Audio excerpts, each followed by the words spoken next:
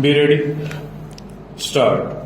By the introduction of Schedule 14, effective from 2nd April 1987, in the Companies Act 1956, providing for separate depreciation rates for single shift, double shift, and triple shift working, the SSC's previous year having ended after the introduction of Schedule 14 for the first time, an unambiguous and clear liability was cast on the SSC to work out the depreciation on the basis of the said schedule for the year in question. Stop. The companies which are desirous of paying dividend for any financial year out of its profit have necessarily to provide for arrears of depreciation as well as the depreciation for the financial year concerned under clause bracket A of the first proviso to section 205 bracket 1 of the Companies Act, and this is mandatory requirement of the company stanza.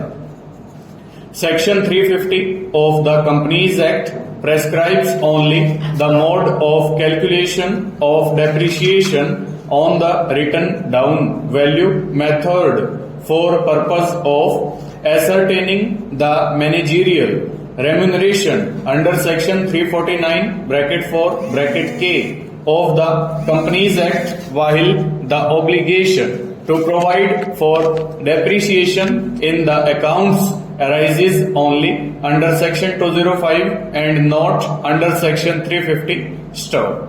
Section 205, besides creating a charge of depreciation, also provides for alternative methods of depreciation, and one such method is found in section 350 of the Companies Act. Stop. In other words, section 205 is a charging section and section 350 is a machinery section as regards depreciation stanza.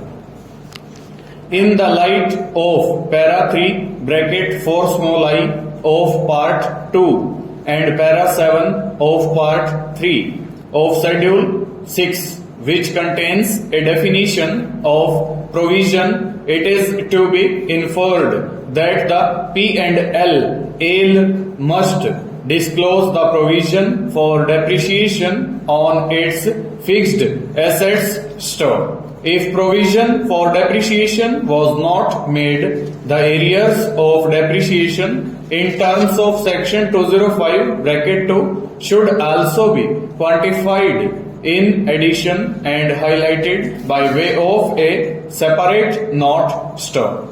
In other words, the intention of the legislature as evident in para 3 bracket 4 small I is to look upon arrears of depreciation as part of current depreciation stanza. Even assuming that the arrears of depreciation are not part of current depreciation, the charging of arrears of depreciation in the P&L account in the current year is a necessary requirement in assessing its impact on the current profits stock. A.S.5 issued by the ICAI in November 1982 also provides that prior period items representing as material charges or credits which arise in the current period should be reflected in the P&L account of the current year. Full stop. Over.